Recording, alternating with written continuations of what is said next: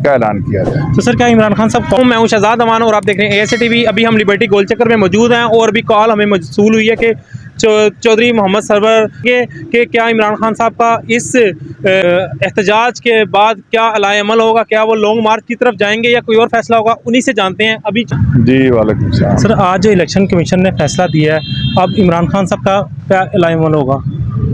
देखिए, फैसला पूरी कौम ने मुस्तरद कर दिया है।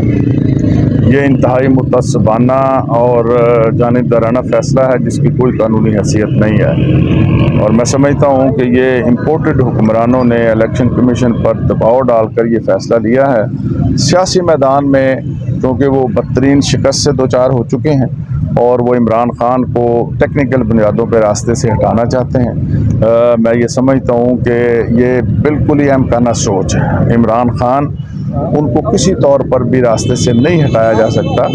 इमरान खान इस वक्त पाकिस्तान के करोड़ों अवाम के दिलों की धड़कन बन चुके हैं, और आज का एहतजाज जो सिर्फ ना पाकिस्तान के हर शहर में, हर गांव में, हर करिया और हर चौक और चौराहे में हो रहा है, बल्कि पूरी दुनिया के अंदर जहाँ जहाँ पाकिस्तानी बसते हैं वहाँ ये एहतजाज हो रहा है। और लोग सदा बुलंद कर रहे हैं, मुतालबा कर रहे हैं कि चीफ इलेक्शन कमिश्नर फिल फौर मुस्ताफ़ी हो जाए और ये इम्पोर्टेड हुक्मरान भी जो है ना ये मुस्ताफ़ी हो जाएं और नए इंतखाबात की तारीख का ऐलान किया जाए। तो सर क्या इमरान खान साहब कॉल देंगे, क्योंकि सब लोग यही उम्मीद पे हैं? बिल्कुल।